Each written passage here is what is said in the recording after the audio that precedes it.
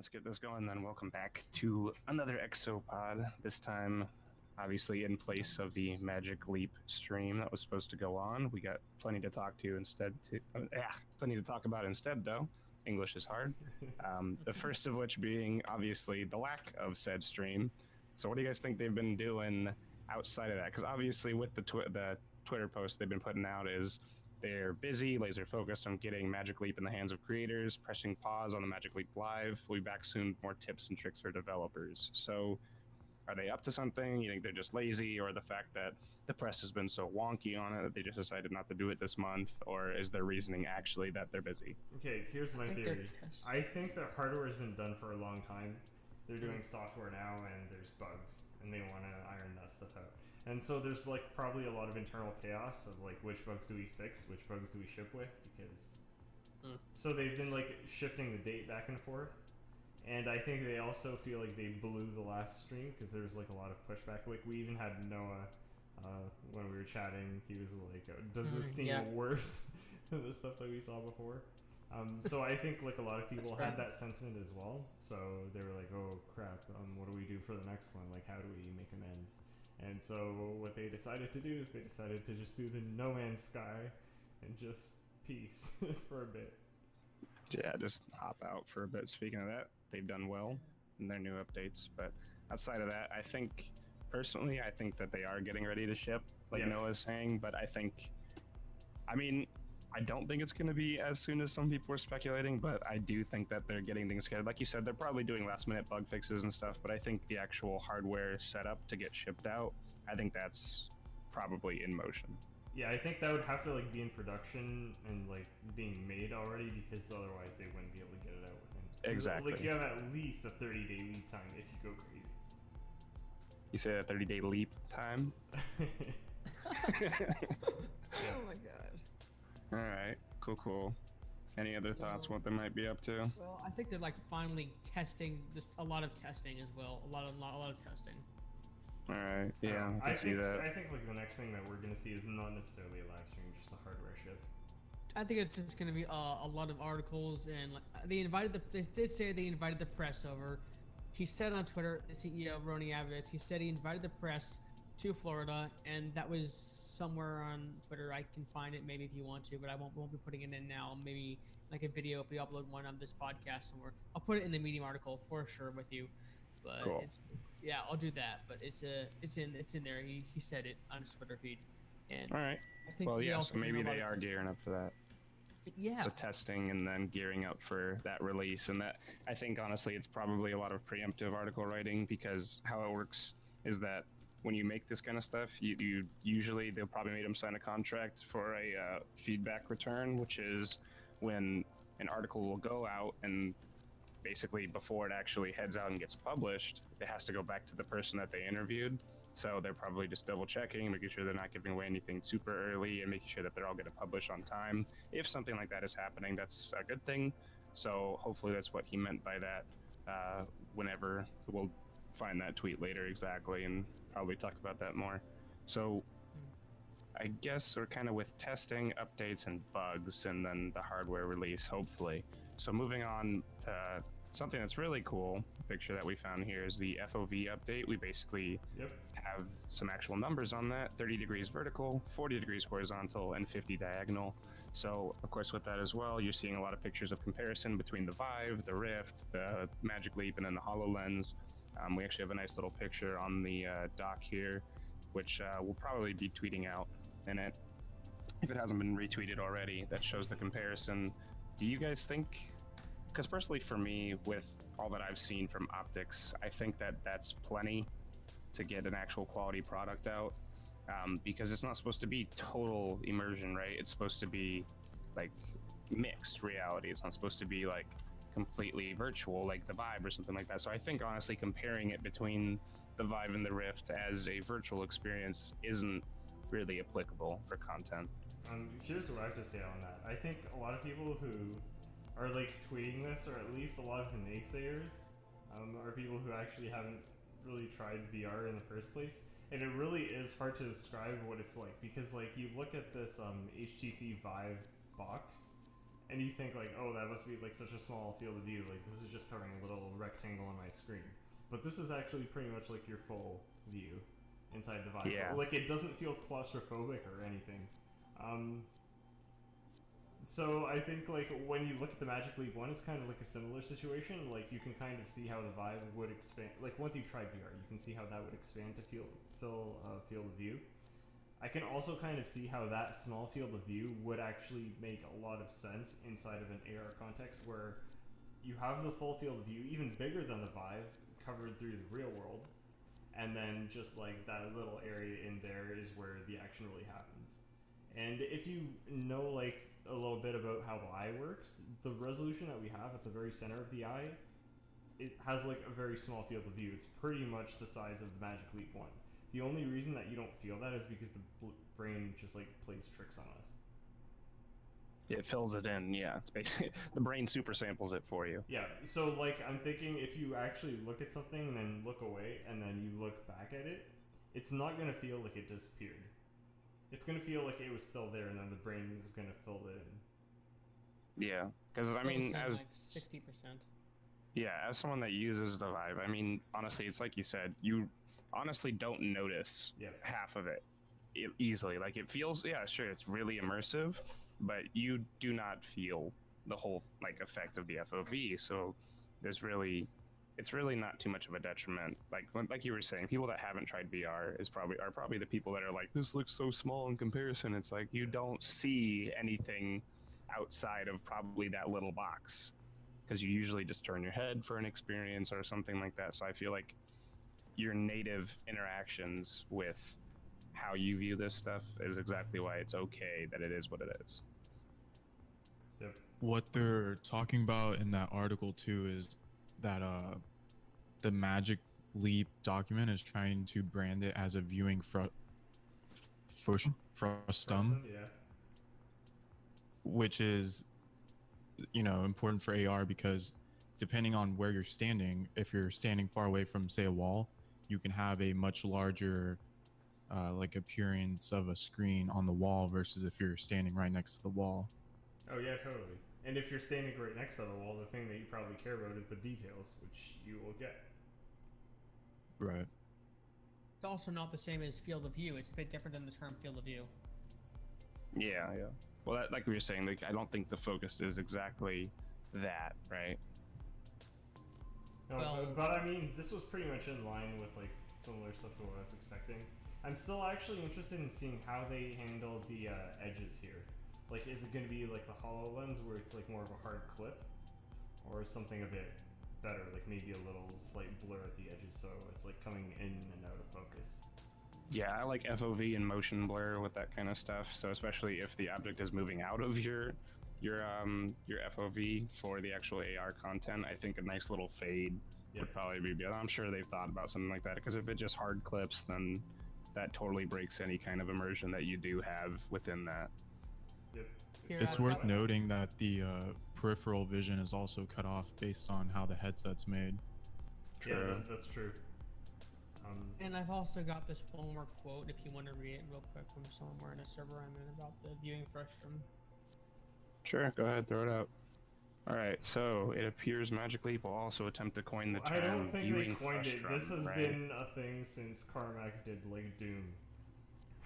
Yeah, as I say, I don't think that's anything new, but if they are attempting to, you know, kind of take over the term by applying it to their FOV, instead of FOV describing the space in which 3D objects appear, arguing that FOV is better suited to describing two-dimensional space. Yeah, that kind of makes Like sense. you said, yeah, it makes sense. We're gonna hear a lot more about that, like the frustum stuff, with the prismatic things that they're doing, which is really cool. But I don't want to spoil the surprise. But it has to do with multiplayer. It's pretty sweet. Yeah. Anyway, Alright. So I guess moving on to specs. Battery and memory we notes. actually have now. We knew about the CPUs from the last stream, but now we have the memory as well and the battery. They're saying 3 hours on the light pack, 8 gigs of RAM, 128 gigs of storage.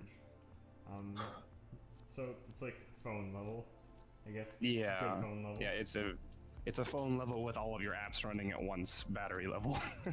So what I was telling Noah is, like, I was pretty sure that the sale of battery packs will go up pretty decently with something like this, because I know, I mean, already when I go out and, you know, play Pokemon Go and all that stuff, like, my phone battery drains really quick, and I'm basically used to, at this point, carrying around a battery pack, so I guess, honestly, that might just be, because it's a pretty natural step for people that are actually serious about something with, like, a tech like this, so I really wouldn't be surprised if, like, that's just the norm, and it's something that is generally accepted as okay, because for me, like, that really, it doesn't matter to me, because I will have a battery pack on at all times and I won't mind, because honestly, if you're willing to wear these goggles with how they look, you're willing to bring the battery pack. So He's right. and then I think the 128 8 gigs RAM that's about what we expected. Yeah, pretty much. I wasn't really expecting too much. It's the processing power that I really want to know about. Well, we have that as well. They're just ARM Denver cores. It's a 6-core machine, I believe. They have the 4 lower performance cores and then the 2 higher ones. Oh, okay. And that's on top of the SoC from NVIDIA, the Tegra. But yeah, I feel like most of the time I'm just going to be wearing this thing tethered. So Yeah. I mean, Probably. I'll definitely be using it actively just around, you know, casually near my computer, but like you said, I'll probably be tethered most of the time just trying out stuff. yeah, honestly, what I'd be interested in doing is I don't know what the situation is with like tethering to a phone, but I'd love to like go out to some like public spaces and like see how apps work there. We actually do talk about that later down in this doc right here, because there is a section with the mobile companion app that we'll get to that talks about Bluetooth connectivity and stuff. So we'll get down to that.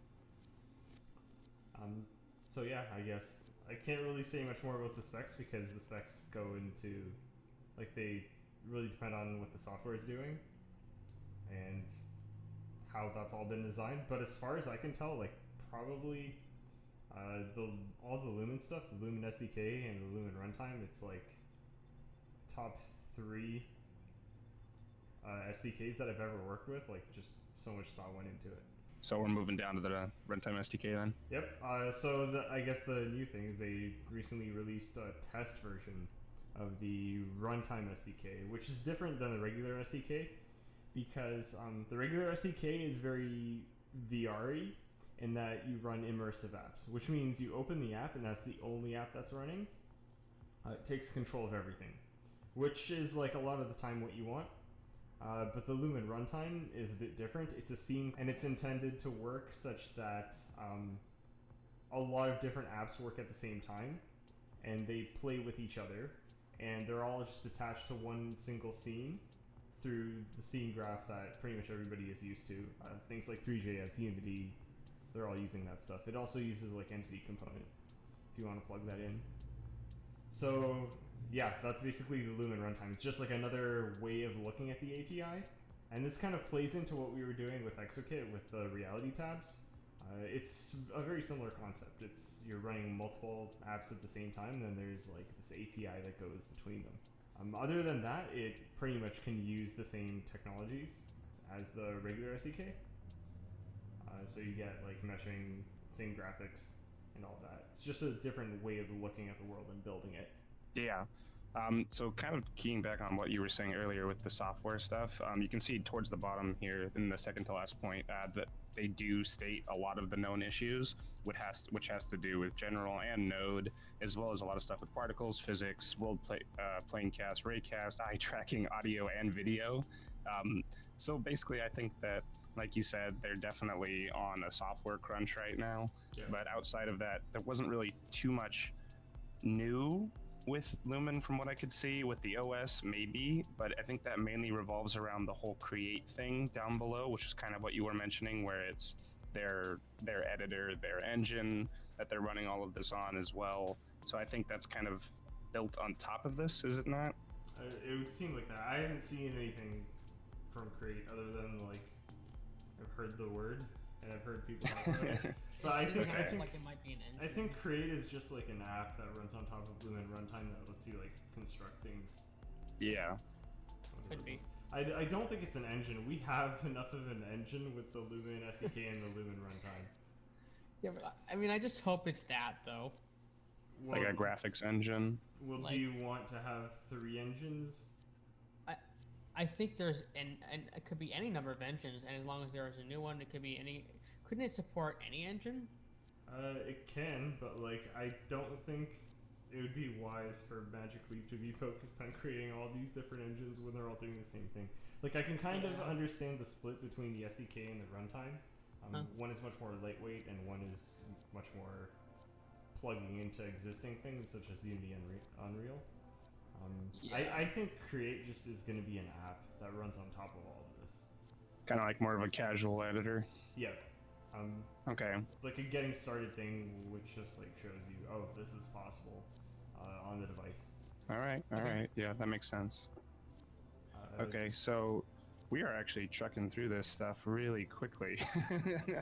Okay, I guess the organization helps, but tuning back to the runtime SDK a little bit, they did talk about adding more support for Windows and OS X, so I think that application of it being tethered so much like you were talking about is something that they might be gearing themselves towards, as well as the runtime editor for creating exportable scenes. Like you were saying, it's all connected to a scene. So I think that might be for saving your scenes, maybe in like a preference or something like that, because it says exportable, and that's what it says in the changelog. Oh yeah, so yeah. My thought so is, that's what a scene graph is. Go ahead. yeah, my thought is like you'll basically be able to kind of bookmark a setup, if that makes sense, like a bookmark of these 5 apps open with this UI config, and then being able to have multiples of those, because that would be what I'd want to do. Is I would want to have like a socials relaxing config, a work config, and maybe just like a Like entertainment rooms, config. Basically. Yeah, basically just my scene. Yeah, that sounds That'd be like cool. that sounds like something that would, if it doesn't exist, it probably will almost soon. be- In I would design it for myself, if not someone else. So I'd rather have that. Yeah. Also, I Okay. guess the Lumen runtime, it not only does like scene graph stuff, but it also has the UI kit, which is just providing all of the things that you want for UIs, like buttons that you want to press, lists. Even the browser might probably play into this, where it's just like an embeddable thing. It's a plane in the world. Yeah, I'm just excited to try it. I'm also excited to try it, like just in how it plays with the regular SDK. Yeah. Wait, are they not currently like running side by side integrated? What I I'm thought they'd be, hearing, like, hand what in I'm hand. hearing is that there's like a difference between the immersive and the non-immersive sessions. So the non-immersive sessions are the runtime. The immersive ones are when the runtime disappears and you're just immersed in a single app. But we'll see. Oh, okay. Okay, so So- people will be able to gear their stuff for either or when it comes to it, you think? It's Interesting. actually a different way of building apps for Lumen landscape versus reality, and then we're going to talk about that next, I think, right? Yeah, we're about to get in that. So for the Lumen OS, they came out with this thing for the Lumen landscape, which essentially seems like reality tabs, seems like it's the a scenes menu. for the runtime SDK. Yep. And Landscape So- is a menu, it seems like. yeah, so basically what I'm thinking is they basically gave their own version of scenes to the Lumen OS also. That way that, like you were saying, because it's such a good idea, there's no reason not to have it across the board on your engines. So I think that's kind of cool. That's a good idea. And then the next thing was like, how much more stuff will the OS have than the SDK? Because like you were saying, it is more geared towards being like a solo running app or program. So how much more like equipped do you think, or how much more code, or I think the OS, well, since the OS is essentially Linux, it has things like syscalls. Then I think it'll be up to the app developers and engine developers, people like Exokit, to fill in a lot of like what else is possible. They kind of like give you the baseline thing, and since it is baseline Linux, it can pretty much run anything any other computer can. So I mean, the sky's the limit. You just have to write the software for it. but moving on from that, from the OS, we can jump straight down to that point that you wanted to make, which was the new API for object recognition. Even though Lumen yes, OS. we can go through that. Okay, don't think we had a link for the new API on that. It's But- inside the SDK. But yeah, we can go through the changelog now, I guess, Sure. for what they had that's new. Magic Leap Remote. To people who don't know what the Magic Leap Remote is it's just a system for development. on the ML1 and the simulator as well. It's just kind of like this virtual world that you start up, and that virtual world either hooks up to the hardware or the fake world, and your software runs against that. And the point is just to be able to like hot swap things, have like rooms, load different rooms, and test out the APIs, and like fake things for your headset. It's just like kind of like a development tool. So they've been doing a lot of like work on polishing that up. It's a lot faster now, which is good. It used to be a huge performance hog because we were simulating like an entire room of reality with meshes and stuff. So they did a lot of work on that. Bunch of bug fixes we have here. And MLDB, they're really working on getting their packaging story straight now, I feel like. So you have Mabu, their build system, which is kind of like this thing that builds Android apps, except they're for Magic Leap.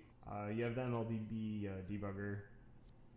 I think like right now, this is why I feel like they're really close to shipping and they're just like fixing all these bugs, because like there's still a lot of changes in like the build stuff and packaging and the terms that they updated with like their store and like what you're allowed to do, what you're not allowed to do. So I think it must be like really hectic inside the company as they figure like the last of this stuff out, because like once you ship the 1.0, like it's gonna be hard to go back on anything that you've said or anything that you've shipped. Yeah. Can you confirm something for me, Adrian? Did they you said there's an Android app for Magic Leap? There's companion apps. I mean, no, there. Oh, you meant those kinds of apps. What I meant the packaging system that you use. Okay. Right. I thought you meant Android apps, but they're like designed in a different way for Magic Leap. I don't think so, but we're doing something similar with Exokit. Okay. Okay. I mean, it's so supposedly Lumen OS was built on top of Android to start with, so I don't know, maybe. Yeah, that's what I get as well. That it was originally a fork of Android, but they made a whole bunch of changes to it. Yeah, that's what I thought. Okay.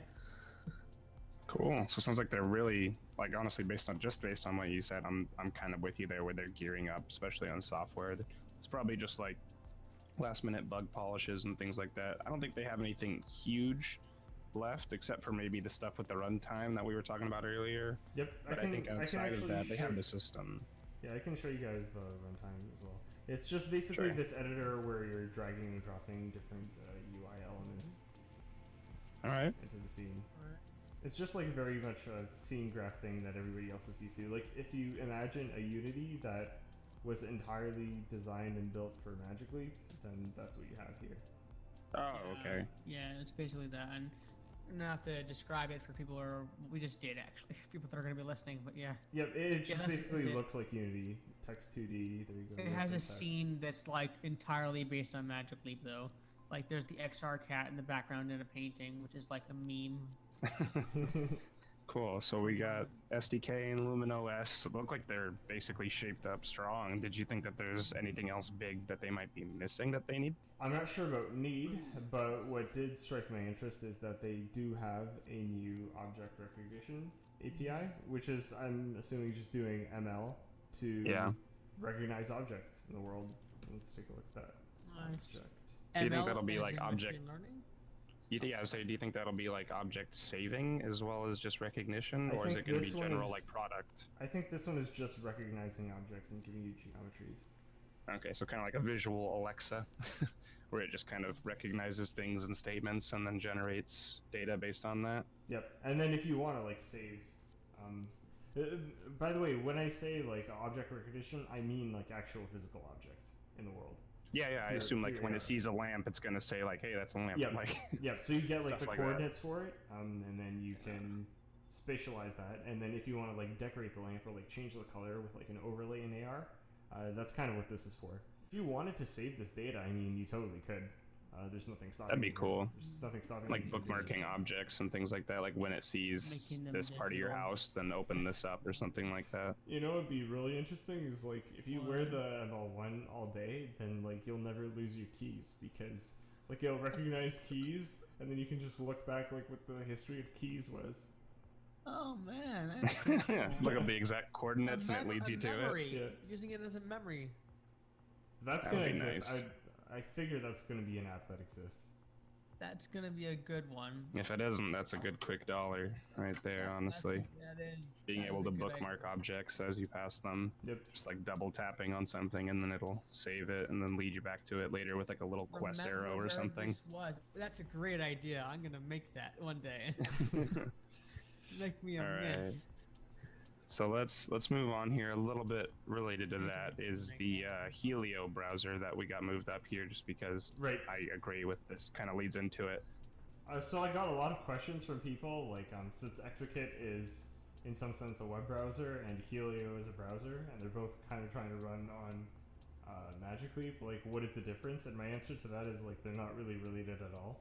I think, and that's in some sense Exokit's fault for being called a browser when we're really not. We're more of an engine.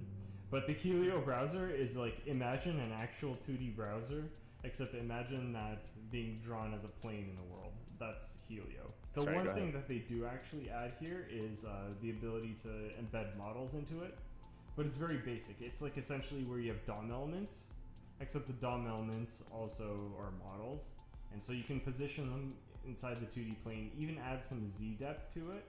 But the Helio browser is essentially just that. It's like you're drawing a page.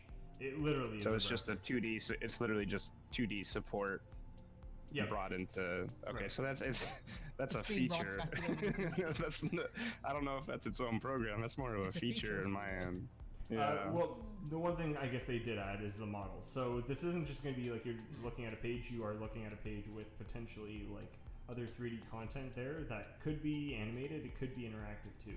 And one thing that they said that would be possible, I mean, this is pretty basic, but you can drag things outside of the browser and like save them into your pocket. For example, like if you see a model that you like, it's kind of like Yeah. it's kind of like the concept of save image, except in AR. Interesting. Okay. So it seems like they might just be on to like the basic meaning of web browsing Yeah. inside of their Yeah. own system. So that's cool that they have that. But like you're saying, it's Exokit itself as an engine and even as a browser are entirely different Yeah. in the things that they do, the purposes that they serve. So that's interesting though to think about. I thought they would be a lot more related, but within that, this is what you were talking about with the three-dimensional content for the mixed reality is the prismatic, right? Right. This also really tickled my nerdiness because prismatic is more or less a way of they have this concept of prisms, which is where prismatic comes from, and prisms are like frustums or cubes or just like polygons inside of the world that encapsulate a space. And inside of that space, everything is specially tracked, and it's shareable. So, for example, if you had stuff that's running in Lumen runtime inside of a prism, then you could take your table and broadcast it to the world in 3D, and then your friends could literally see what you're seeing inside of that prism on their device. They just open up the prism, and Oh, so that is so so nerdy. this is like it's like pretty much intended for multiplayer, for saving recordings, for broadcasting. I don't know if they have like any streaming stuff with this yet, but I think that's where they're going with this. And you can have like multiple prisms, and you can like relocate them. They're like little subsets of the world that you can move around. That's cool. So your own little kind of custom presets for things like that, and with the three-dimensional content as well. Right. And then since this is within the Helio browser, this probably applies to that thing you were talking about where you can drag it outside of the browser, I'm guessing, right? Yeah. Like I haven't played with prismatic yet, but I'm presuming it's going to be allowing things like you can drag. Does that make it its own app, independent of the browser? Then at that point, I think prismatic is just a subsystem that allows Okay. you to do this Yeah. kind of stuff. Yeah, I think it's a feature that might be applied because it's an easy way to get that kind of saved shared content Sounds as well. almost- So if you could find a way to make that into a multi-user content as well with the prismatic, that'd be an easy way to share models and things like that in the context that you were talking about, I think. sounds advanced. Sounds almost alien to me. Oh, very much so. All right. Yeah, but I mean, Cool. as a nerd, I just eat that stuff up. I just, So- That's so- really cool. So I'm just like really excited about Yeah, the me stuff too. that we would be able to do with prismatic, especially like if this gets unlocked more inside the that SDK. is on my. Yeah, that'd be cool. All right, so just quick mention, really quick, since we did talk about it earlier, is the create thing. So that's maybe it's not going to be an engine so much, but what it was looking like is it's just the wording that they were using made it seem like their version of Unity or Unreal, more of a graphics engine. And then within that, But they wanted one, to I do their think, own. but I think it's one that runs in AR. That's probably the distinction. That this is like immersive rather than being just. Yeah, it's going to be one of those immersive ones instead of one of the open. So, but along with that is they wanted to do their own editor and make it, in my opinion, an asset to building up the store. Basically, if you want to make, if you want the easy version of making a Magic Leap app, I think this is going to be the path that they're going to want you to take. Yep. And then something cool that Noah brought up was, something cool that Noah brought up was maybe it's an internal creation thing. So it's like you could actually be able to make experiences from within the Magic Leap. So that's actually what I think it's entirely about. I think Create is an app that runs on Magic Leap, and that's all it is. Yeah, that lets you create experiences and things like that. So that was really cool because being able to make those kind of very casually generated user-based experiences is something that I think that's really undervalued in a lot of things like this. So that's really cool that they're thinking about that. And then basically something else that I kind of wondered, but you kind of answered, is with the hardware. But so when it comes to the actual software, which I'm sure is still being worked out, since they have this kind of graphic possibility of being able to do internal creation with their own version of an engine, can we get a sense of the graphic capability of all that stuff? Like, basically what I'm thinking is, how pretty is this stuff going to look, since it is internal? I think one of their jobs with or like one things that they want to do is wow people. So there's probably going to be a whole bunch of like presets that look really good. They can just like kind of like drag and drop. Yeah. I mean, I'm just like speculating here, but I think this is going to be like one of their star initial apps that they want to get. Yeah, I think so as well. It'll be on the promoted section for sure, along with the Helio browser, and then maybe a couple little experiences, but I don't think they'll have anything huge. I think a lot of it's going to be just third-party stuff, which is why they've been doing this whole developer. Yeah. We do get down to the licensing a bit later, which will have to do with that. But jumping down really quick, it's a quick note back to the FOV on the actual creator portal. You can see that they updated something as of the 4th of last month on FOV details coming soon. And then, as we were mentioning the other day, the clipping plane for the FOV is currently set at 37 centimeters, or basically 14.5 inches from the device. So that's kind of the content, what do we call it, barrier, I guess, for where things are going to be. But I think, like we were talking about earlier, with the FOV being what it is from what we've seen in comparison, I think that'll probably work out just fine. Yeah. But I'm hoping in the future that we'll be able to, with an increased FOV, also increase, or decrease how close that things can get. You know what I mean? Yep. I think this is entirely just a software limit. Because usually the way that clipping planes work is they're part of the projection matrix that you're running your geometry through. So, I mean, there's probably no reason they couldn't set this close to 0. It's just they probably optimized this to work for all the experiences that they want. And probably the FOV plays into that as well. Like, they just kind of picked this number for this looks good. All right, yeah, that was just kind of a quick note that I wanted to bring back to that I thought was really interesting to mention. The next thing that I'm honestly one of the most, I'm out of this whole thing, I'm most excited for this is the MCA, the Mobile Companion app. So you got a link there to the creator portal if you have time to log into that. But basically what it is it is an app that's going to Bluetooth to the device, and it lets you connect experiences and data to all of your devices, so which is pretty cool. So what I was thinking that might, because they also, within this app, so you've seen the totems and things before, the little hand thing that they have, the controller, but this actually within the app makes it so the phone can be that as well. It has like a little trackpad option, and then you go in there and it's got some buttons at the bottom, so you actually wouldn't need to buy a totem if it didn't come with the thing, because you could just use your MCA, which is pretty cool. And what I'm thinking is something similar to what you were saying with being out in a public area and being able to still run these apps is, since this is Bluetooth, I'm thinking that you'd be able to utilize your phone's data by having the Magic Leap send things over to the phone, which sends things up through your data. So using 4G, you would technically be able to use this anywhere. as long as you had service, is what I'm thinking. But yeah, so I think that this is a lot of capability. I was not expecting that they would have something like this, to be honest. I thought they were going to try to keep it all internal and try to make it so that eventually the actual headset would be the thing with the data. But this is one of the best early solutions that I've seen for this, is the fact that you can do all of that. And so since it is Bluetooth, it wasn't specifically mentioned if you'll be able to upload files and use your data from there to actually interact. Like, say, like you want to send out 3 emails and you've typed them out on the Magic Leap. I don't know if you'll be able to press a button and then your phone will send it out. Well, but if you can, then that would be really cool. I'm pretty sure that since the ML1 just does Wi-Fi, then if you have a tethered phone connection, then there's nothing stopping you from doing that if you wanted to. Like, I see no way that it wouldn't work.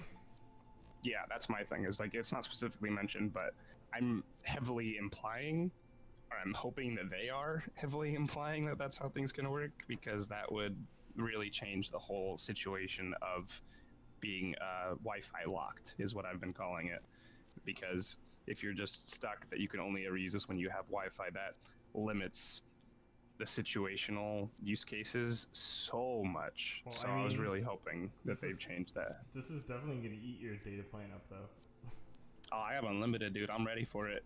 Oh, yeah, you got to get ready, man. It's gonna. I mean, they are working with communications companies, so yeah, that's what I'm thinking, man. Well, I mean, I just got to move to Have a LA. look at that, I just got to guys. move to LA because in Canada the data plans are just absolutely horrible.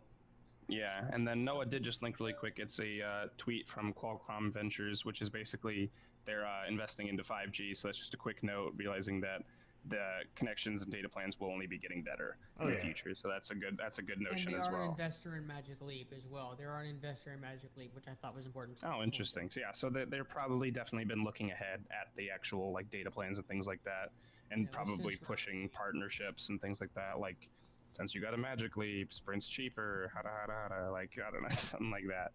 But so that's basically all there was there. Unless you guys had anything else, we can move down to the hardware dev. Okay, so the next thing we had here was just a quick start guide from the creative portal, and basically this is fairly new with updates that I think I'm pretty sure of. Another comment here is like the documentation at the creator portal has just been filling out gradually, and now it seems like almost entirely complete. Like, you can almost literally feel the ML1 as you're reading through this. It's got like all the details in here, so that just like it just implies to me that yeah, it's coming really soon, which is why like they're doing a whole radio silence thing. Hopefully next week. I just figure it's just gonna be a big bang and they're just gonna drop it. There's not gonna be a lot. I think so. Yeah. So my thing was, so to go over the actual quick start really quick, it was basically they gave the order of how you're going to actually live edit, which live editing was a pretty cool thing. Like, I know you've been expecting it, but I wasn't sure if it was actually going to be a thing where you'll be able to enter dev mode on the device. You basically plug it in and you're able to connect live with your simulator, the one that you were talking about earlier, where you have a Magic Leap simulator on your PC or whatever it is you're running.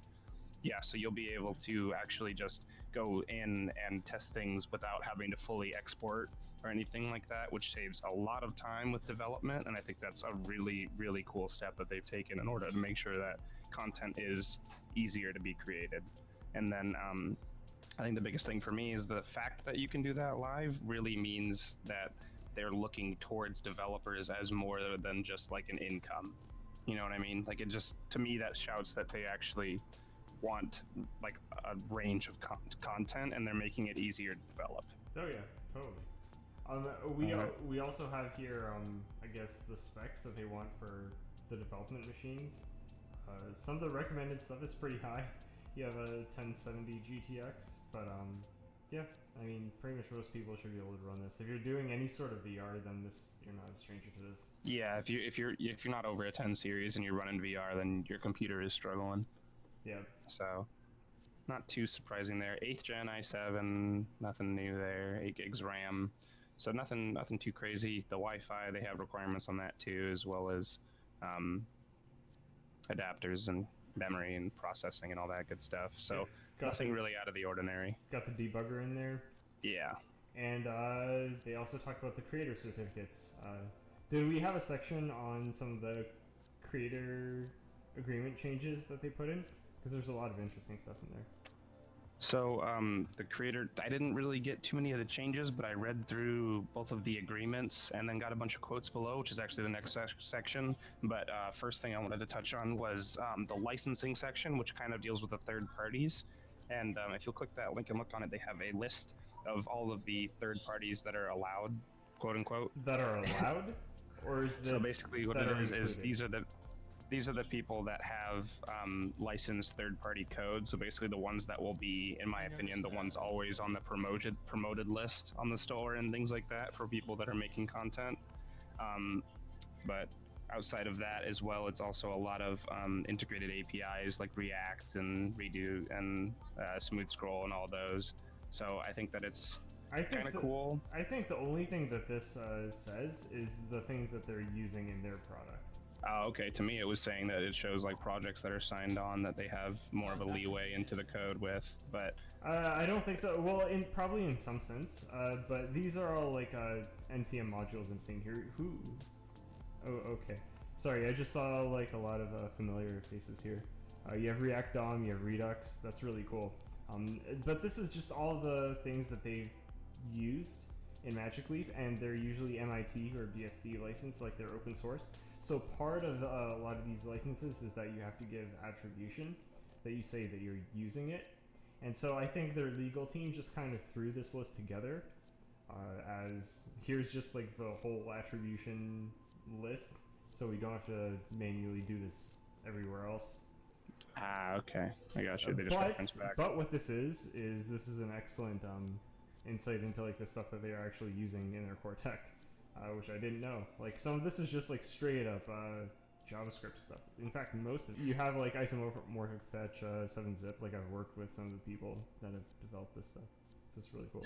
Yeah. So moving on from that, basically I parsed through really quick the two agreements on the creative portal and found a couple quotes there. Kind of wanted to go through them and then see what you guys thought about them. The first is just touching on we encourage you to review the terms and all that good stuff, and then your lawyer friends can be super helpful with this. So that seems like a just casual jab at the fact that they acknowledge how complicated all their legal is. Yeah, you know what? Just like reading through their site, they've been like really lighthearted with some of this stuff, which is like kind of a relief. Like you won't see Apple doing things like this. Like your lawyer friends can be super helpful with this. So I thought that was kind of funny, just looking through that. So the next one was you can request a refund for an app that you've purchased if the request is made within 30 days and you've only made nominal use. So the only other system that I can think of that does something like this is Steam, yeah. And how they do that now. And honestly, before it was a thing, getting a refund was so many hoops to jump through. It was awful, and products were just basically seeping up money because people were too, like, not lazy, but they didn't want to spend that much time just to get a refund on their products. So I think that doing this is really cool. Yeah, I think they just kind of like learned the lesson from Steam, because what the whole deal with Steam is that it just got plagued with like all these fake games, which weren't like really even games. They were just like either copies of something else that like were shoved through reskins. Yeah, like just shoved through like Steam Greenlight or like some other nonsense, and so they didn't like have any content, or like they were just based on the Steam trading cards. Like that's the only reason you would buy the game, is to get those. So yeah, that's when eventually Steam just said, yeah, well, we need an official refund policy. Streamline it. Yeah, to like fix people from like being scammed. So I think just Magic Leap is just like. I think another big thing for that was they didn't have enough support to keep up with doing it, right? With the old way that they used to do that. So I think this is a smart move on taxation of their support team as well for Magic Leap. So that's a good idea. Just wanted to mention that. Well, it also like keeps like content quality high, I guess. Yeah, exactly. Everything can be refunded if it sucks. Yeah. So the next one was you have to have a Magic Leap ID in order to purchase apps or in-app materials through our services. You're responsible for all charges incurred in connection with your Magic Leap ID. So I think we've talked about it before, the importance of the ID that's going to be assigned to you and stuff like that. But this is, I mean, it's kind of obviously implied anytime that you make a purchase, you're responsible for it. But when they say you're responsible for all charges incurred in connection with your Magic Leap ID, that seems to me like if you get hacked and someone buys something with your account, you're screwed. Just that's what that legal language could literally mean. So I think the importance of keeping your Magic Leap ID locked down is a lot more than I was thinking before. I just think they're dumping legal responsibility away from themselves. That seems pretty boilerplate to me. But what this does play into is like, since in AR, security becomes like this whole other thing where like apps can fake UIs and like trick you into doing things. Like I think it's going to be really interesting because there's totally going to be situations where some app like pretends to be the Magic Leap UI and then tricks you into clicking into a thing, or like as you move towards it, it closes and then it opens like the page for actually buying something, and then like without knowing it, somebody just like will click the buy button for something they didn't intend to buy, and then like that app will just like close so you don't notice that you bought it. I think that's totally going to be like something that people will be trying to do in AR and VR. Like you probably haven't dealt with it much with VR because like VR is entirely like an immersive experience. You're only using one app at a time, and it's not so much that the Steam UI there can like really buy games. Like you have to exit a game to actually buy anything in the first place. But with Magic Leap, like it's much more dynamic with like the runtime where you have multiple things running at the same time. It's being overlaid on top of the Magic Leap UIs. So like, yeah, security and just like entering passwords. That's another thing. Like how do you deal with that? Yeah, I think security is going to be a lot bigger deal than from what I've seen so far out of articles and things like that, just based in here. Right. Outside of like privacy is entirely different than account security, in my opinion. So I don't think we've seen enough, or at least we haven't seen anything really big yet on something like that. Right. In terms of like privacy and so on, they have a whole bunch of content on that in their app publishing. Like what apps are allowed to do, who's responsible for what. We could jump into that. Yeah. But before we get to that and then the next thing, I wanted to jump down to the next couple quotes and just knock these out, and then we can jump into the creator agreement differences that you wanted to fall back on there. So your use of a third-party material made available through the portal may be subject to the licenser's own agreements, notices, restrictions, other terms that the licensor provides you. So basically that's just saying, I think that's good because it gives more legal freedom and TOS freedom to outside applications. I figured that it would be all done. This might be a little bit of a naive thought, but I figured it would all be done through Magic Leap, and that like once you set up an app on Magic Leap, you had to agree to a bunch of their own terms. Yep. The fact that they are allowed to have outside licensing terms, I think that's a nice creative step, right? It's nothing really big. It's not something that people would normally think about. I'm pretty sure, but I feel like it's just a nice little side tidbit. They actually do talk about that in some of their content publishing guidelines and so on. They even have like the platform fee schedule. We can just jump into that. I think it's totally relevant. Yeah, sure, let's do it. So the publishing, it looks like it's going to be very app story. They are going to exercise a lot of control over what you're allowed to publish and what you're not allowed to publish, and in some sense, like they're just being the steward of a good experience. I think it actually matters for something like this because like for the original iPhone, like Apple's reputation is very much bound by, or like what feeds into it is the apps that are available and the quality of those apps. And if you have a whole bunch of garbage, then people start thinking your thing sucks. And with AR, like it's really sensitive to like if this store was overrun but by just like opportunists or just really low quality garbage that doesn't do anything, then that could like tank Magic Leap or like put a dent in the AR and VR industry, just because like people would start to think of like Magic Leap as a place where sucky apps happen and don't really do anything. So that's like I think their whole impetus for just exercising a whole bunch of control here, which I don't necessarily disagree with. So what they have is like they have the whole publisher system. It's going to be signed. You have certificates, which you code sign when you build your app with a system called Mabu, which is the Magic Leap builder. And it just basically packages your thing up, and then you code sign all of that, and you publish it to the device. And then the device checks the code signature, and it will most likely, unless it's in developer mode, it probably won't run the app unless it has an actual valid signature. I don't know if you need to pay for actually doing code signing, but you probably do need to actually register. And it's just got a whole bunch of the basics, like the DUNS number. If you've done like some iOS dev, this is all just really basics. Legal entity name, and that's like probably bound to your certificate, so that when you see the app in Magic Leap World as like a thing in the App Store, you can see, oh, it's by this company, I can trust them, and there's some semblance of, yes, this company actually does exist. This isn't the real Gmail, like masquerading by Google, trying to steal your information. Quick side note, the way that they have their App Store set up is really cool because the icons are all 3D and they are just models with bones and they're animated. So imagine like actual iOS icons except popped out into a 3D space. I think that's going to look really cool. Yeah.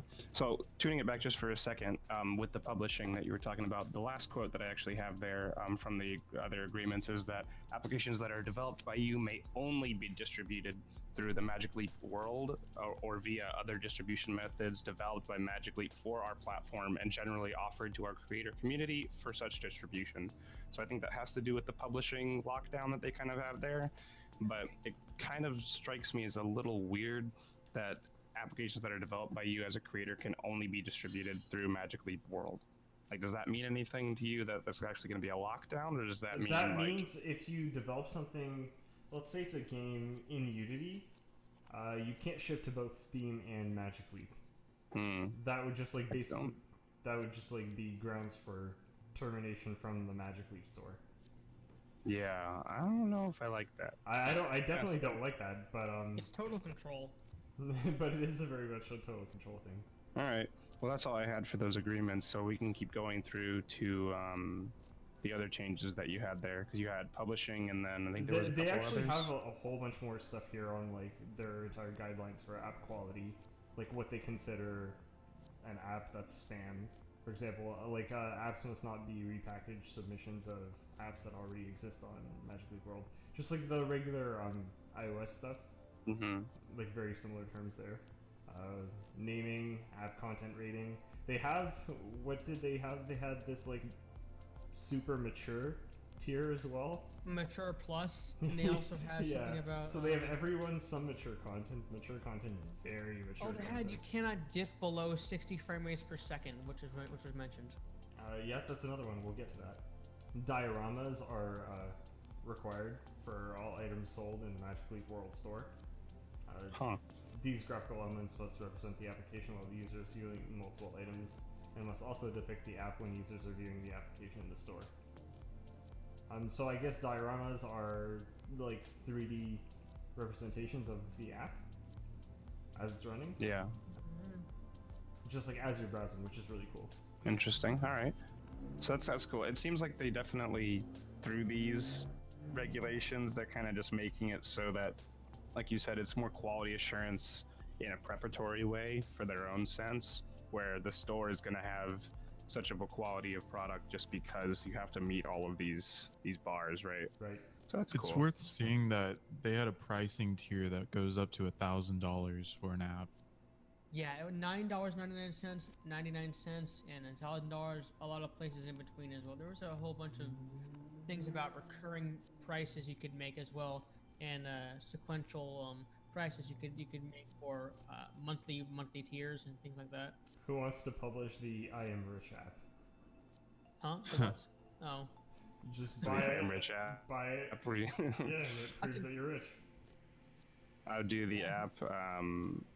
We call it the How I Made $999 app. And you seen that guy? It says it's like a book for like $80,000. Like How I Made $80,000, and it's on Amazon for $80,000. Yeah, so I would definitely be doing that. Yeah, so we have the frame rates here. Acceptable consistent frame rate is 60 FPS. If you fluctuate, then rejection. Banned off the store for a while until you fix it. You're not going to be banned, but they're probably just going to say like remove the app until you fix it. The app will be banned until you fix it to resubmit. Yep. Must not. Banned has a different connotation than you're thinking of, Noah. When we're saying it's going to be blocked and not banned. When we say banned, in an app store, that has a different connotation in the way that it is not allowed ever I shouldn't say again. banned. I should say it's going to be blocked for a temporary time until. Yeah, it would just have a little time gate on it. Here's another interesting one. We were talking about their object recognition APIs. You're not allowed to use your own, you have to use theirs. All apps must utilize Magic Leap's infrastructure for computer vision processing. In a way. Welcome to 1984. Dude, it's just like that commercial you showed me last podcast. Well, I think honestly, this helps with the actual ease of immersive quality products a lot better, because if you don't have something like this in there, then I mean, I feel like a lot of apps would definitely not hold their standards to being able to actually interact with that part of the SDK. Oh, no, totally. Because, I completely agree. I think like this is actually one of the main problems with the web right now. We'll get into this a little bit more. We're going to talk about Exopod a little bit. But yeah, I think like just content quality requires some sort of steward that's just saying like, no, this is Garbo. Like we're not gonna let you do this. So you're saying you need a monopoly then? Not necessarily a monopoly, but we need somebody to say no. Yeah, okay. Maybe not like we were talking about. It doesn't need to be like, they don't need to set any standards or have like any really big lockdowns, but there needs to be, you know, a cop on the block, that the one that can at least set like a bare minimum. So maybe it's, I don't know if that, I guess you could call that a standard, but when I'm talking about standards, I mean like that you have to code a certain way for your stuff and things like that. Like a WebXR standard that needs to be set for everyone else. Yeah, things like that. Yeah. So you're not allowed to do face recognition. That's like another thing. Just like privacy stuff. Yeah, you can't do anything that's basically illegal anyway, pretty much. But they can. Oh yeah, of course. Don't forget that. Oh, they're going to be tracking. Yeah, they're going to be tracking all of this. It's just you're not allowed to. Yeah, for the sake of your ID, of course. Of course. That's the only reason. So what else did we want to mention here? Do we want to go into the emo kit and exo kit stuff? Shipping to Magic Leap with the ARM things that you guys have been working on? I think there's still a whole bunch of stuff here with the apps. Oh, alright. Let's get back into it. They have the publisher roles, so I mean, they thought of teams. Oh, wow. And they even thought of like the different roles you could have here, which is like financial analytics. I mean, this is probably just people that have already used the SDK to like internally ship, and this is probably like the team members that they had, and they asked for like these different permissions because you want to have like your CFO probably looking at the data of what your app is. It's just regular like iOS stuff. So we have the platform fee schedule. That's also public. Sales of purchase materials, 30% of the purchase price for one-time sales, and 15% of recurring, which is iOS-y. Yeah, very much so. Yeah, it's very mobile based. That's kind of just how they already do that stuff. So it's nothing new, but it's interesting to see that they probably just saw that as like legally one of the easiest ways to go. Yep. Other in-app sales are allowed, and for the first year from their launch, they're saying that they're going to waive all fees, and then afterwards it's going to be 2% of in-app sales. Okay, not bad. And then for off-platform sales, you're also allowed to do that. You don't necessarily need to go through Magic Leap, I think, but they're going to take a 30% cut. So, what does that mean, off-platform sales? That means you can use your own payments infrastructure if you wanted to, but if it's being referred from inside the App Store, then they want that 30% cut. Yeah. Okay, that makes sense. So basically, they're just, because they're helping you out with the traffic and things, they want part of the fee. Right. And it was 2% otherwise?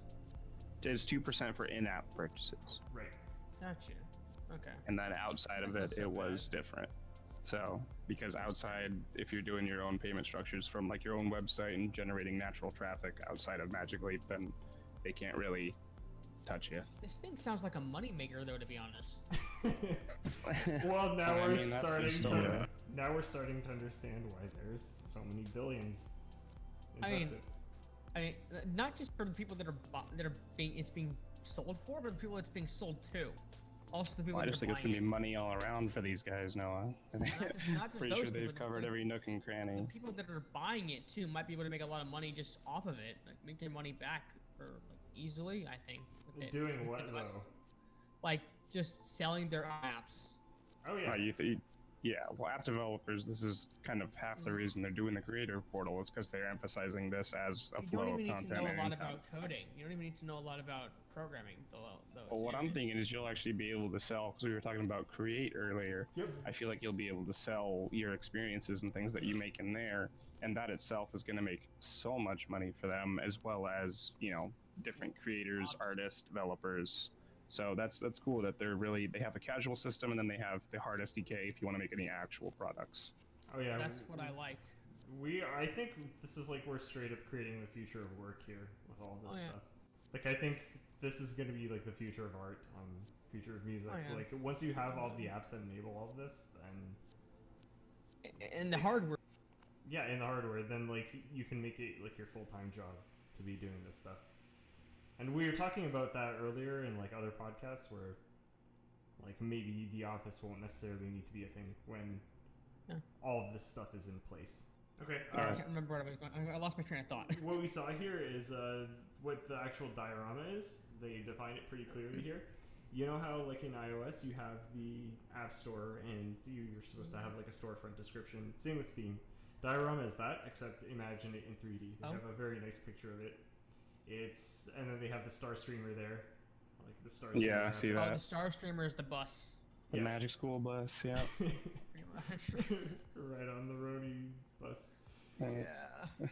But yeah, basically it's like just this 3D preview, and I'm assuming that this is also animated. So it's just like an export of the app. What you can see, got a description there, and you have the download button. Honestly, I feel like I would be scared to have one of these things open because like I'd accidentally push the download button. And then, like, whoops! I just paid $60.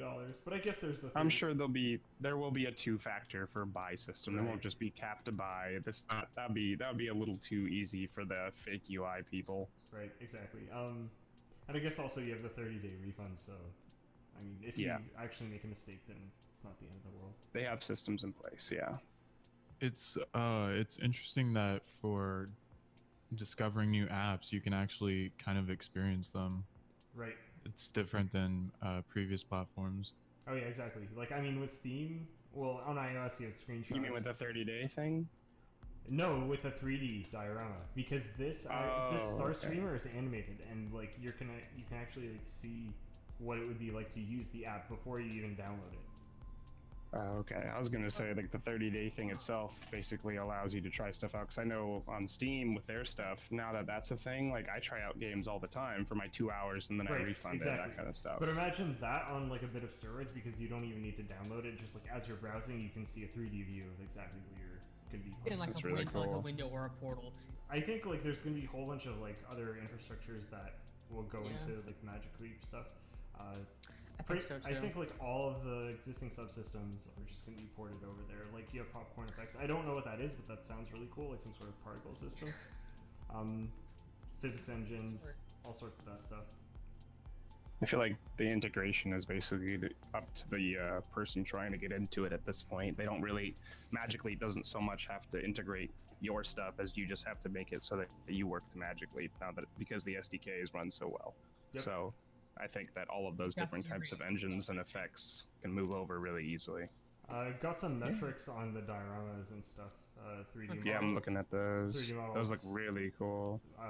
5 megabytes. Sorry, you were looking at like their design guidelines, right, Nick? Oh.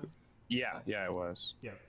So yeah, I mean they have this all figured out. It's once again it seems very inspired by iOS, which I think they posted more today.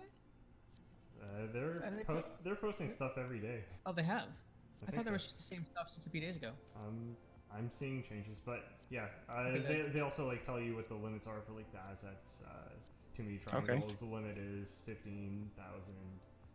Well, it sounds like I gotta start figuring out how to make this stuff now, so make a quick buck on the people that don't know how to make one for their app later. Oh yeah, dude, I hadn't even considered that, but that's gonna be a market. I have a question that's actually related this time, but go ahead. Yo, what's up, man? Okay, about the pixelation on these things. Do we know if they're actually? They said there was no pixels. Is that just with FSD that they couldn't figure out, or what? What's FSD? No, I mean, no, I'm saying with the they said something about no pixelation. There's no pixels. Is that still the case? I think so.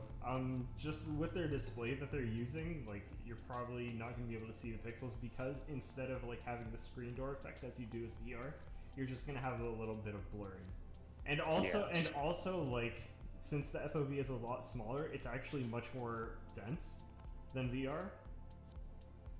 So there's also that, which is so the quality is beefed up. Yeah. So I think that's just what they're saying. It's just with beautiful then. pixelation. Yeah. Well, I hope so.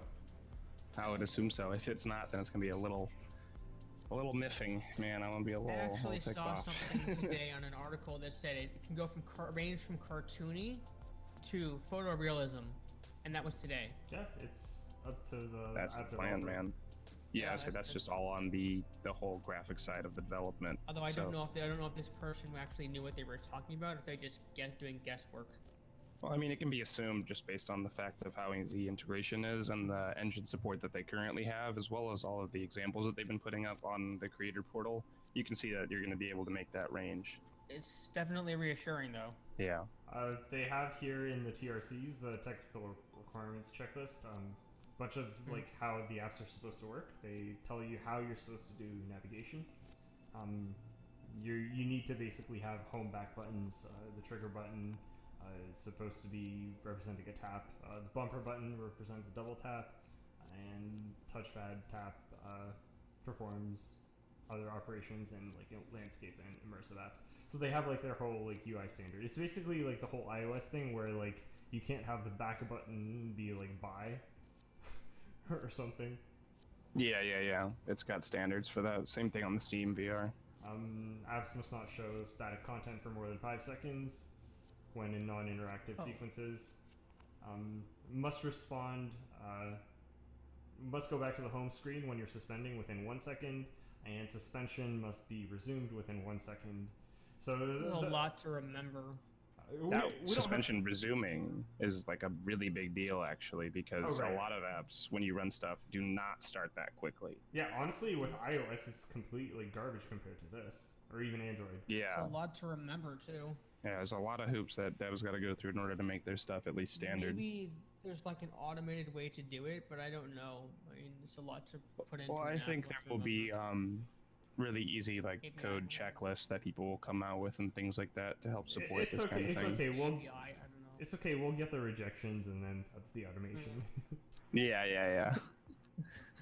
They have the notification system that you're supposed to have multiple notifications stacked into a single notification as opposed to like spamming all over the world. And notifications can't be advertising, which is good because that used to be a problem on all of the mobile platforms for a really long time. Where just like the notifications were like, hey, check this out. Here's this new app. And of course the app icons, which we already went through, the number of bones, and then some stuff on their folder structure. Just very technical. Okay, so here's actually one part that plays into Exokit, which was the app code execution, which is that you're not supposed to run code that was not submitted as part of the app binary, which means like you're not supposed to have an app that's actually downloading other apps, which is very similar to how iOS does it. Or homebrew, basically, they mean. Right. So like you're not supposed to like create another operating system that runs on top. So how that feeds into like Exokit is like instead of being just like a thing that takes over the world, like we want to make it so Exokit is just like a thing that builds up into an app. So like you'd for example take a URL and that's your app, and then that builds into like a Magic Leap app which you can then ship to the store. Oh, I see. That's a problem. Interesting. So how in trouble is Exokit with this? Probably not much, because that's how people pretty much use apps already, like on the web. Like I guess this is just like another user interface guideline more than anything. It's just they want the top level primitive to be like that URL rather than like the app kind of being its own app store. Which I mean, we've known that for a while, that app stores don't want to have other app stores embedded in them. Yeah. And like you're not supposed to like do things that compete with Magic Leap, and since they have an app store, like you're not supposed to make one. So that's probably what they would consider like a thing that loads other apps. It's just a competitor to that. But other than that, like that's pretty much the main thing that would change for ExoKit's delivery. Is just like ExoKit becomes a thing where you're building and then you have this package and now you can submit it to Magic Leap. Well, it sounds like it's not too bad, but I mean, again, that's a nice little barrier to have, I guess. It seems like they've obviously, I think they've been putting honestly as much time into legal as they have been into code. Oh yeah, they definitely thought about all this.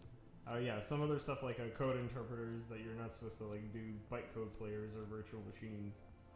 So in some sense that prevents JS from working, but I already thought about this because it's pretty straightforward to just compile the JavaScript to WebAssembly and then compile that to C. So then you literally just compile your JavaScript down and that's it. You can ship out to Magic Leap even though your app was originally JavaScript. So I mean that's not really a restriction for ExoKit. UGC, of course, user-generated content. If one of your users uploads something inappropriate, you obviously have to take it down. Tolerance of low bandwidth. The app must still work when the connection drops below 192 kilobit per second, which I guess is good. Just like the frame rate drop thing. It's similar to that, but it applies to network. Yeah. And then you're allowed advertisements, but they can't be inappropriate, quote unquote. Oh, and they can't have unlockable content built into the ads. Right. So one other problem that the mobile platforms had before was that like it'd be the situation where you're supposed to view ads, and if you view ads, like if you view enough ads, then that'll like give you a bonus in the game or something. So it's just like really spammy, and all these and all these applications just like dumped a whole bunch of ads in there just to make a quick buck, like through partnerships. So they're saying they don't want to be a part of that. Good. These are all really good things. Good policies. Yeah, I mean, I'm on board. I don't think any of this is really too surprising. Some of it is actually positively surprising because all network traffic must be sent over SSL. I mean, that's very forward thinking. Even Chrome doesn't enforce that yet. It seems a little bit hard to keep true to, though. It's supposed to soon, right? Supposed to what soon? Sorry. Chrome? Yeah, you're talking about Chrome banning HTTP. Yeah, it's in the process of going through that. But I mean, I just really like that fact that Magic Leap is just saying, yeah. I thought they already made a warning about Chrome and HTTP. Yep, that's going through. So I think eventually they're going to say that when you're at an HTTP site, it's going to be one of those red screens that says, yeah, like this site might potentially steal your data, which is true. Most people don't know this, but if you're using HTTP, then pretty much anybody on your home network or like anywhere in between your home network and that site, they can just spy on everything you're doing. And I've done this to like a lot of my friends just as a joke. So that's like what SSL prevents is you can't do that anymore because everything's signed with certificate. And presuming a lot of redirects instead of and then presuming like nobody's spoofing the certificate, which is pretty hard, then nobody in the middle can like hack your connection. So it's good that they're just saying all network traffic must be SSL, no exceptions. Thank goodness. API usage. Yep, apps must only call documented APIs. That's a given. But they also had they also said that apps must not invoke syscalls directly. So what that means is they probably don't want your app to be built with like just syscalls, like printf and like writing to devices and that kind of craziness. Like they want you to be using some sort of abstraction layer or engine on top of that. Is there anything they're doing to prevent it besides writing into their absolutely you cannot do this? I think most of these are just like if you do these, we're gonna reject your app. So they're not too worried about it because they can just reject it anyway. It's done to the server side. Done on the server side. Yep, pretty much. So it's not that much of a hassle then for them, is it? It all seems very standard. Huh, okay. Procedure then. Okay. Yeah, so I mean with like seeing all this stuff, we've been gearing up for shipping ExoKit onto Magic Leap. So part of that has been building out our ARM64 support Exokit is just like a piece of code that runs on top of Node. It's an engine that takes in HTML script tags and just runs WebGL and WebVR and all those bindings on top of that and just binds it to Node. But it's primarily JavaScript. What we needed to do is we need to compile those ARM64 libraries, or all of our native libraries to ARM64, because that's the architecture that Magic Leap is running on. And so once we have that, which we just got today, pretty much, I think there's like one other issue where the Android Skia binding is using the wrong print function, right? It's all good now. Oh, sweet. So I guess we're done. We have ARM64. I just updated the ML SDK to 0.0.16, and so We're almost ready. So we're almost ready to be shipping to ML. That's crazy. This is insane. And like, so recently we also did like the whole EmuKit 2. I think I'd like to get started with maybe booting that on a Magic Leap. This kind of plays into. I hope that actually winds up working. I think we actually lucked out with the way we architected that, since like EmuKit is all, it's just building an existing emulator to WebAssembly. And as we were talking about with their guidelines for the applications, it's like you're not supposed to be running virtual machines or other stuff. So this actually works completely with EmuKit, since it's just WebAssembly, which you can compile down using just WASM to C. To C code. So that means you can literally just ship EmuKit as an app to Magic Leap, and should just work. So that's what I've been working on with, I don't know if you guys saw it, but like the Exokit compiler, or like XOC. It's just this new repo that I've been experimenting with, and that is just basically doing this. It's to take a site and to package it up in a Magic Leapable way, using all the Exokit infrastructure.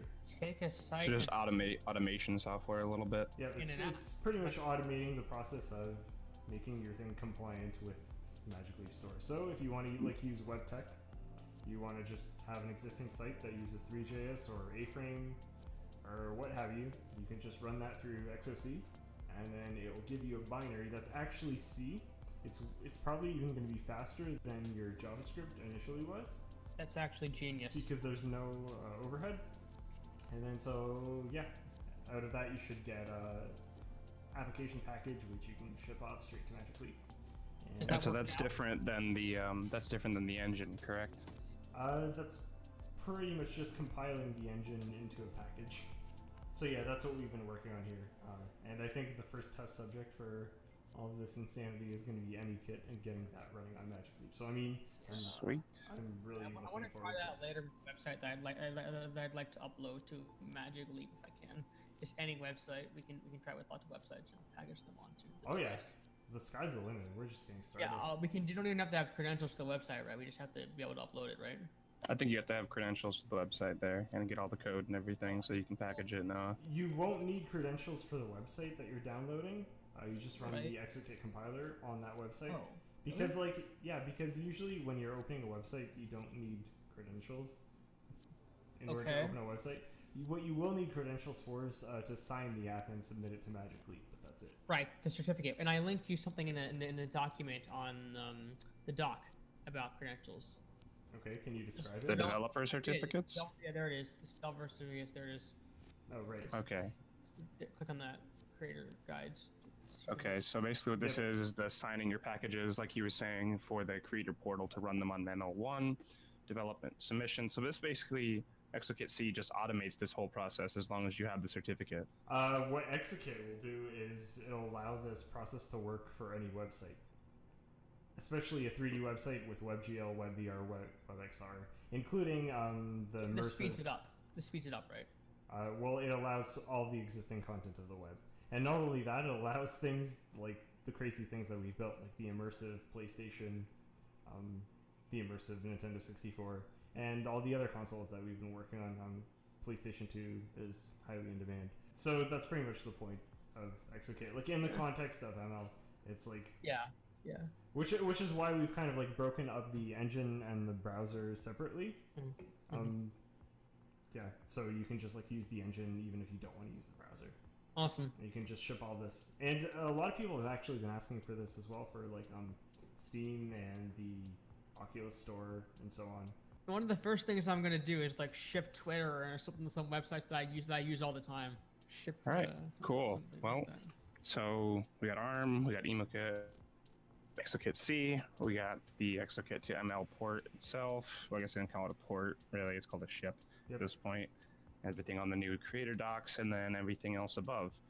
Was there anything else that we wanted to touch on before we hopped off this? Okay, I was gonna say, is there gonna be a way to easily create websites with your framework and your engines and such, besides like just creating them in a magical leapable way, but like if as you put it, but not like actually just I hadn't even mentioned this, but yeah. since Exokit, well, first of all, it's just using web tech, so all of the existing web stuff or the stuff that compiles to web, and that's not only EmuKit, that's like Unity. Also, you can compile that down to web, so it works with all of that. So if you like using your favorite engine, whether that's like Unity or 3JS or Babylon or A-Frame, all of that, which are also like really easy to use, and I highly recommend them. So I guess the answer is yes, because a lot of people have already solved this problem. You guys should really check out like some of the projects that people have been doing. Well, I think that once the capabilities are shown of all this different stuff that Ava's been working on, then it'll be a lot easier to ship that stuff. Because there have been things in the works. Yeah, it's just coming out now. Like maybe, yeah, there's just like some stuff that we can't talk about yet. But yeah, this is just coming out. This is good. What did Chris want to say? Yeah. If there's someone watching right now that's not familiar with Exokit, where should they go? Oh, two things. One, we're finishing up our document site, but we're also on GitHub. It's github.com/webmixedreality, one word, /Exokit.